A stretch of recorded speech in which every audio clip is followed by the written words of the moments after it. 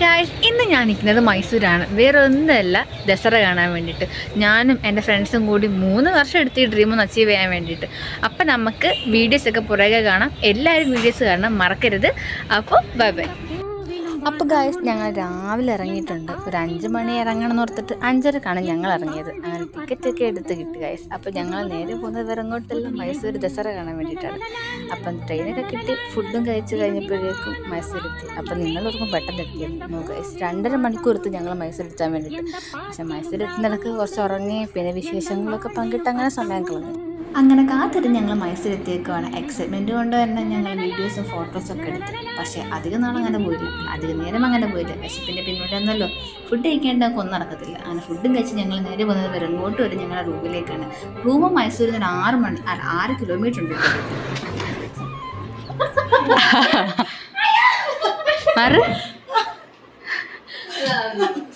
എന്ത് ബാത്റൂം കാണിക്കുന്നത്?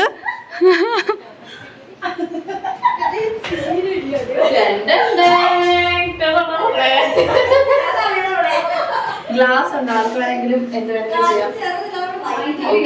Okay. They are so excited, guys. എങ്ങനെയുണ്ട് റൂം? അത് സൂപ്പർ സ്ഥലമാണ്. ഞാൻ പുറം കാണിച്ചു തരാം. ഓക്കെ, പുറത്തൊന്നും ഇല്ല. Oh my God, പൂട്ടി.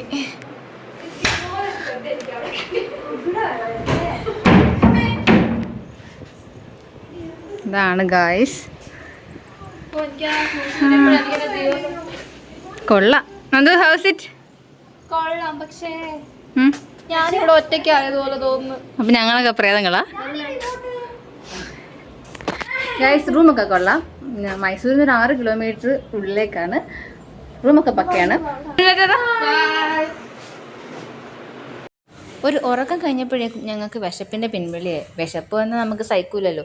അങ്ങനെ ഞങ്ങൾ രണ്ടും കൽപ്പിച്ച് കുഴിമന്തി ഓടിയത്. നല്ലയാണോ ചീത്തയാണോ എന്ന് അറിയത്തില്ല ഗൈസ്. അതിനിടയ്ക്കത് ഇവളും വന്നു. ഇവള് കോഴിക്കോട് നിന്ന് വരും കേട്ടോ. കാരണം നമ്മൾ പറഞ്ഞില്ലേ, ഡ്രീംസ് കംസ് ട്രൂ എന്നുള്ള മൂവ്മെൻ്റാണ്. അപ്പം എന്ത് വലിയതാണെങ്കിലും നമ്മളത് വന്നിരിക്കും.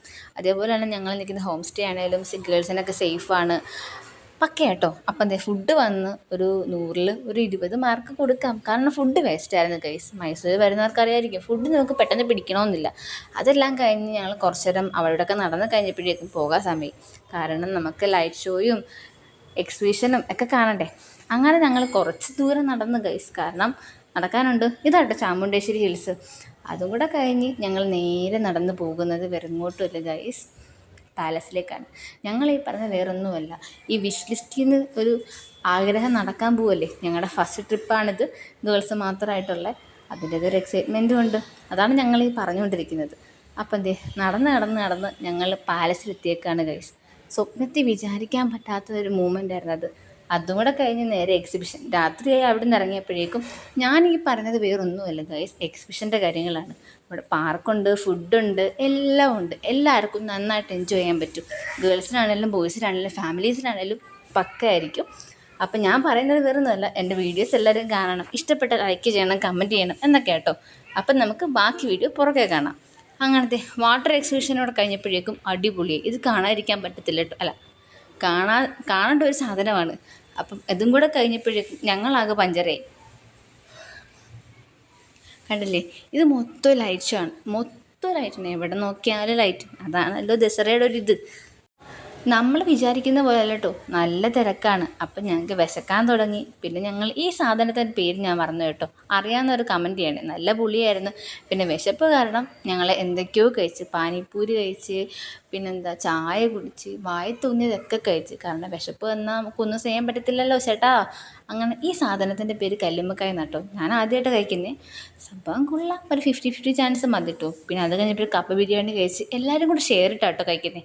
അപ്പം നമുക്ക് എല്ലാ ഫുഡും കഴിക്കാമല്ലോ. അങ്ങനെ നിങ്ങൾ ഫ്രണ്ട്സുമായിട്ട് എൻജോയ് ചെയ്യണം കേട്ടോ വരുവാണെങ്കിൽ. അതിന് മുമ്പായിട്ട് ഞങ്ങൾ പാർക്കിലൊക്കെ ഒന്ന് കയറിയായിരുന്നു. അതും കൂടെ കഴിഞ്ഞപ്പോഴേക്ക് റൂമിൽ വന്ന്. അപ്പോൾ ബാക്കി വീഡിയോ പുറകെ വരാം. Bye bye.